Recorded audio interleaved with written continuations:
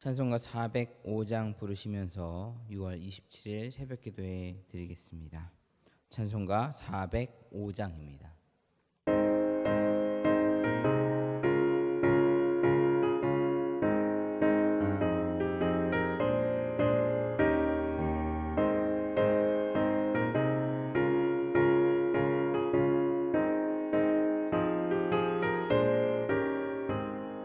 주의 친절한 팔에 안기세 우리 마음이 편안하리니 항상 기쁘고 복이 되겠네. 영원하신 팔에 안기세 주의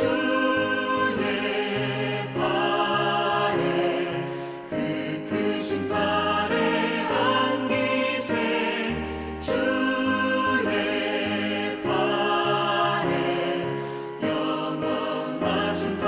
안기세 날이 갈수록 주의 사랑이 두루 광명하게 비치고 천성 가는 길 편히 가리니 영원하신 팔에 안기세 주의 팔에 그 크신 팔에 안기세 주의 팔에 영원하신 팔에 안기세 주의 보좌로 나아갈 때에 기뻐 찬미 소리 외치고 겁과 두려움 없어지니 영원하신 팔에 안기세 주의 좌에 그 크신 팔에 안기세 주의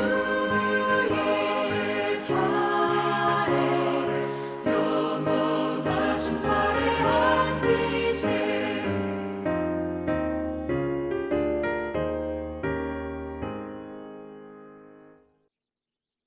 오늘 함께 보실 말씀은 고린도후서 11장 21절로 28절 말씀입니다.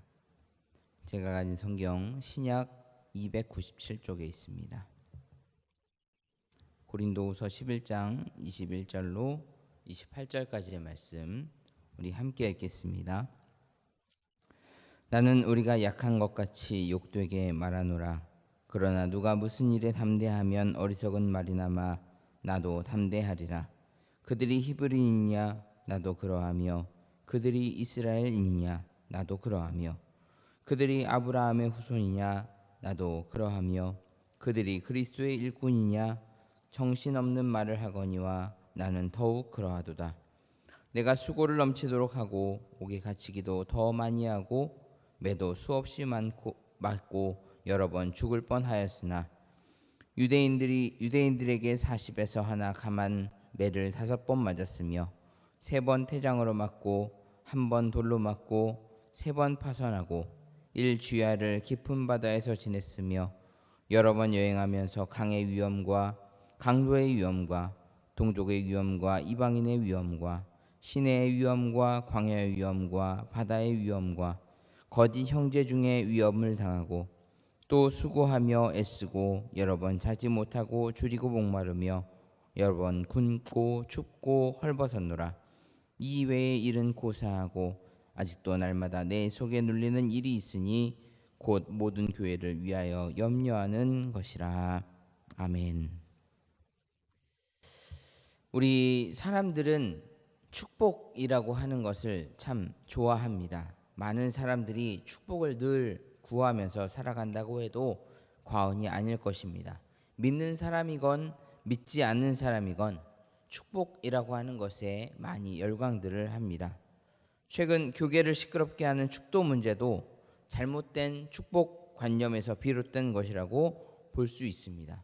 무엇이 진정한 축복인지 그리고 그 축복을 어떻게 빌어주어야 하는지 우리는 바로 알아야 하겠습니다.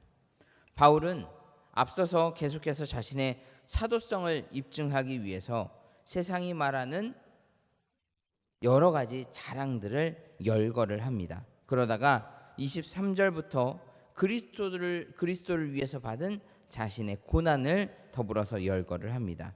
이는 그에게 더 이상 인간적인 자랑거리가 없어서 다른 말을 하는 것이 아닙니다. 우리가 알다시피, 그리고 오늘 말씀에서 사도 바울이 증거하고 있듯이 그는 로마의 시민권자였고 당대의 최고의 학자 가말리알 문화에서 수학하였고 수많은 이적과 능력의 표적들을 행하는 등 자랑거리들이 수없이 많이 있었던 그러한 사람이었습니다. 그런데 사도 바울이 그러한 것들을 더 이상 자랑하지 않고 그리스도를 위해서 받은 고난에 대해서 열거하면서 그것을 나타낸다라고 하는 것은 세상적인 자랑보다 그리스도를 위해서 받은 그 고난들이 훨씬 더 가치 있는 것임을 우리에게 알려주기 위함인 것입니다. 그러한 고난을 기꺼이 받을 수 있었던 사도 바울은 자신이 진정한 하나님의 일꾼 예수 그리스도의 동역자라고 증거로 내세우고 있는 것입니다. 오늘날 성도들에게 진정한 하나님의 구원과 선택의 표지가 무엇이냐라고 묻는다고 한다면 대부분 하나님께로부터 받은 축복에 대해서 이야기할 것입니다. 하지만 그 축복이라고 하는 것을 세상 사람들이 이야기하는 축복과 비교해 봤을 때 별반 다르지 않은 것을 우리는 발견할 수 있습니다. 돈을 많이 벌고 건강하고 성공하고 앞길이 탄탄대로처럼 활짝 열려 있는 그것을 하나님께서 주신 축복이라고 이야기를 합니다. 물론 영혼이 잘됨 같이 범사에 강건한 그러한 우리의 모습이 하나님의 축복일 수도 있습니다. 하지만 그런 모습이 없다고 해서 우리가 축복받은 사람이 아니냐라고 이야기할 때 거기에 100% 그렇다라고 이야기할 수는 없겠다는 것이죠.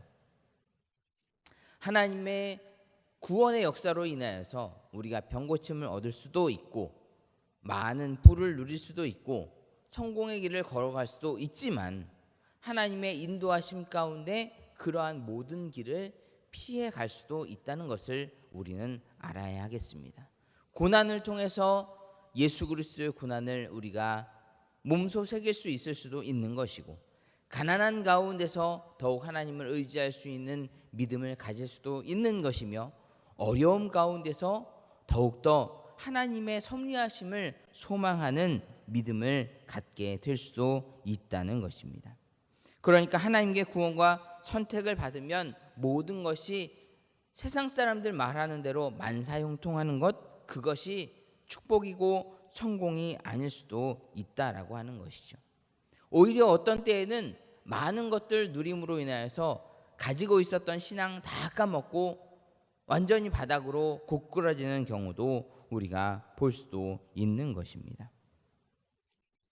세상적으로 성공한 것이 모두 다 잘된 것이고 하나님의 축복이라고 한다면 많은 부를 가지고 있는 저 중동의 산유국들 그리고 많은 기술을 가지고서 성공하고 있는 그러한 나라들이 하나님의 축복을 받은 나라라고 이야기할 수 있겠지만 모두 다 그렇다고 동의하지는 않는 것을 우리가 볼 수 있는 것이죠. 사도 바울은 앞선 고린도전서 13장에서도 이야기하듯이 모든 것들이 갖추어져 있다 할지라도 사랑이 없으면 아무것도 아니다, 그렇게 말하고 있습니다. 곧 아무리 세상적으로 보기에 모든 것을 갖추었다 할지라도 그리스도를 위한 사랑과 헌신이 없다고 한다면 그 삶은 하나님의 사랑을 누리며 나누는 삶이 아니기 때문에 진정한 축복의 삶이 아닐 수도 있다라고 우리에게 말하는 것입니다. 그렇기 때문에 우리의 마음에, 우리의 심령에 예수 그리스도를 품고 그 주님과 더불어 살아가는 삶을 간절히 소망해야 한다고 가르치고 있는 것이 사도 바울의 말씀인 것입니다. 오늘 우리는 세상 사람들처럼 육신의 정욕과 이생의 자랑으로 우리의 삶을 채우기를 소망할 것이 아니라 사도 바울처럼 세상을 향하여 예수 그리스도를 증거하고 세상을 향하여 하나님의 사랑을 전할 수 있는 그러한 가운데서 고난을 당한다 할지라도 기꺼이 그 고난을 감수해낼 수 있는 믿음의 일꾼으로 세워지기를 주님의 도우심을 구하면서 함께 구해야 할 줄 믿습니다. 27절에 보면 바울은 계속해서 자신이 겪어야 했던 고난을 말합니다. 여러 번 자지 못하고 줄이며 목마르고 굶고 춥고 헐벗었다. 이 구절만 따로 떼어놔서 본다면 사도 바울의 모습은 흡사 지금 이 시대의 노숙자들, 노숙인들과 비슷한 모습이라고 볼 수 있겠습니다. 왜 사도 바울이 그렇게 많이 배우고 그렇게 뛰어난 배경을 가지고 있었던 사도 바울이 왜 이렇게 노숙인들처럼 살아갈 수밖에 없었을까요? 엄청난 죄를 저질러서 쫓겨다니는 범죄자 신세였기 때문에 그랬을까요? 아니면 누구 하나 도와줄 사람이 없어서 그렇게 살아갈 수밖에 없는 모습이었을까요? 사도 바울은 이 모습에 대해서 그리스도와 복음을 위한 사명 감당하기 위하여 자기가 그 일에 자원하였다라고 이야기합니다. 예수 그리스도의 복음을 위해서 우리가 이 일에 기꺼이 자원하고 헌신할 때 하나님께서 그 모습을 통하여서 우리에게 좋은 것으로 채워주시며 축복해 주실 줄 믿습니다. 어떤 누군가는 그리스도의 복음으로 인한 고난과 자신의 실수로 인한 허물들로 인해서 겪는 어려움들을 혼동하거나 또 심할 경우 동일시 여기는 그러한 잘못을 행하기도 합니다. 예컨대 어느 교회는 순전히 자신들의 욕망과 허영심을 채우기 위해서 무리하게 대출을 받아서 교회 건축을 서두릅니다. 하지만 그것을 다 변제하지 못하고 금융기관의 독촉장과 함께 채권 확보를 위한 소송과 압류가 다가올 때 왜 교회를 핍박하냐고 이렇게 몰아세우기도 합니다. 또 어떤 누군가는 집에 있는 자기가 감당해야 할 많은 일들, 가정주부라고 한다면 가정일을 이야기할 수 있겠고요. 또 외부에서 일하는 사람이라고 한다면 일터를 내팽개치는 그러한 일들을 볼 수 있겠죠.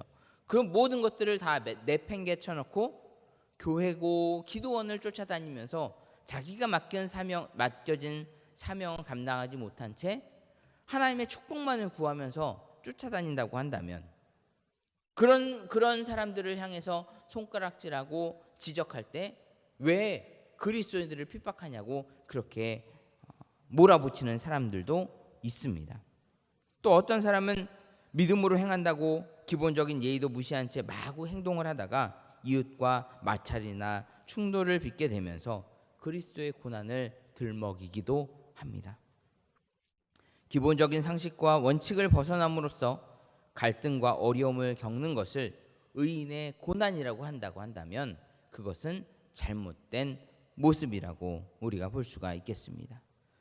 또한 본인의 잘못된 습관이나 게으름 혹은 어리석음이나 기타 정당한 질서와 법을 거스름으로써 자초하게 된 그 모든 어려움들, 그것에 대하여서 하나님께서 내게 주시는 연단이다, 고난이다 이야기할 것이 아니라 정말 내가 잘못된 것은 바로잡고 바로 살아가는 과정 가운데서 내가 그리스도로 인한 고난을 겪게 될 때 그것을 하나님께 맡겨드리고 하나님의 도움을 구해야지, 내가 잘못하고 내 마음대로 행동하면서 겪게 되는 그 어려움들에 대해서 그리스도인으로 겪는 고난이라고 말한다고 한다면 그것은 하나님도 인정해 주시지 않을 것 같습니다.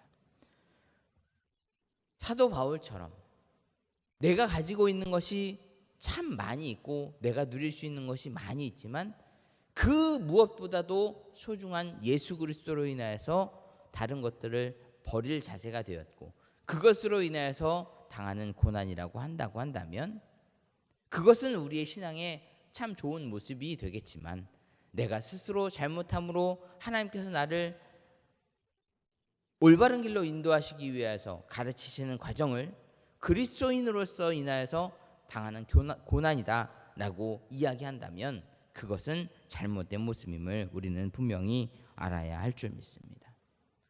세상 사람들에게 그리스도인으로서 온전히 살아가기 위해서 힘쓸 수 있는 오늘 하루가 되기를 간절히 소망합니다. 어떤 목사님이 그런 글을 올리셨더라고요. 그리스도인으로서 무엇인가 딱히 하지 않아도 그 사람이 제대로 살아간다면 그것이 바로 전도고 선교다. 우리가 이 세상을 살아가면서 올바로 살아가고 있는지, 제대로 살아가고 있는지 되짚어 보아야 하겠습니다. 요셉처럼, 다니엘처럼 모든 사람들에게 삶을 통해서 우리 예수 그리스도를, 또 하나님의 사랑을 증거할 수 있다면 그 모습을 통해서 하나님께서 영광 받으시고 우리를 기쁘게 받아 주실 줄 믿습니다. 오늘 하루 살아가는 동안 우리의 삶에 하나님의 영광을 가리우는 것이 아니라 하나님의 영광을 드높일 수 있는 그러한 선한 모습들, 또 때로는 헌신하고 섬기는 그러한 모습들을 채워감을 통해서 하나님의 기쁨이 될 수 있는 우리의 삶이 되기를 주님의 이름으로 간절히 소원합니다. 기도하겠습니다. 사랑과 은혜의 아버지 하나님, 부족한 우리들을 하나님의 자녀로 세워주시고 믿음의 길을 걸어갈 수 있도록 인도하심에 감사합니다. 우리가 그 길을 걸어가는 동안 혹 고난을 당하거나 어려움을 당할 때 주님을 바라보는 믿음을 잃지 않게 하여 주시옵소서. 또한 우리의 잘못으로 인하여서 하나님의 영광 가리우는 어리석음을 범하지 않게 하시고, 또 우리의 잘못으로 인하여서 당하는 고난을 그리스도인으로서 당하는 고난이라고 오해하지 않게 하시며 언제나 겸손하게 하나님의 뜻을 구하며 그 길을 따라 걸어갈 수 있는 우리가 될 수 있도록 인도하여 주시옵소서. 그리고 주님의 말씀을 증거하며 살아감으로 당하는 고난이 있다고 한다면 주님의 능력의 팔로 우리를 붙잡아 주셔서 하나님의 도우심으로 승리할 수 있는 우리가 될 수 있도록 인도하여 주시옵소서. 예수 그리스도의 이름으로 기도합나이다. 아멘. 찬송가 406장 찬송 부르시겠습니다.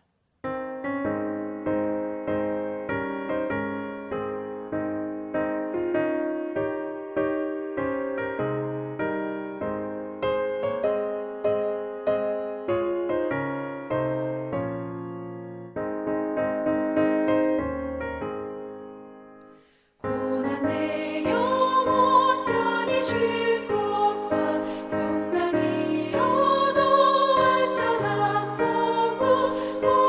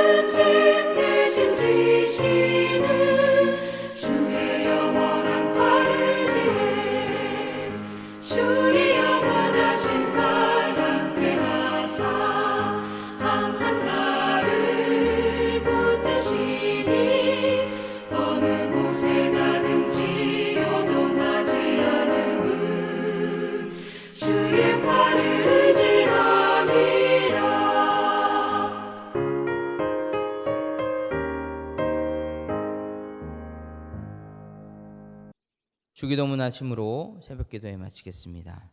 하늘에 계신 우리 아버지여, 이름이 거룩히 여김을 받으시오며 나라가 임하시오며 뜻이 하늘에서 이룬 것 같이 땅에서도 이루어지이다. 오늘 우리에게 일용할 양식을 주시옵고 우리가 우리에게 죄 지은 자를 사하여 준 것 같이 우리 죄를 사하여 주시옵고 우리를 시험에 들게 하지 마시옵고 다만 악에서 구하시옵소서. 나라와 권세와 영광이 아버지께 영원히 있사옵나이다. 아멘.